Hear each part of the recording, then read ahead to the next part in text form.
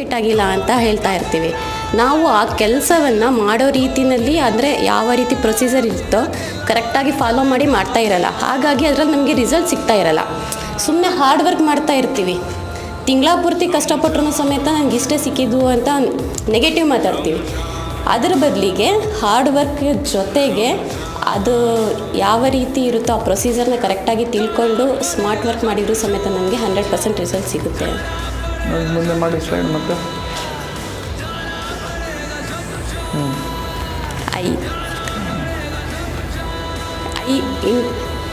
Interest. First I ಅನ್ನೋ ವರ್ಡನ್ನು, I ಅನ್ನೋ ಲೆಟರನ್ನು ತುಂಬ ಹೈಲೈಟಾಗಿ ಮಾಡಿ ತೋರಿಸಿದ್ದಾರೆ ಅಲ್ಲಿ ಸರ್ ಸ್ಲೈಡಲ್ಲಿ. ಯಾಕೆ ಅಂತ ಯಾರಾದರೂ ಹೇಳ್ಬೋದಾ?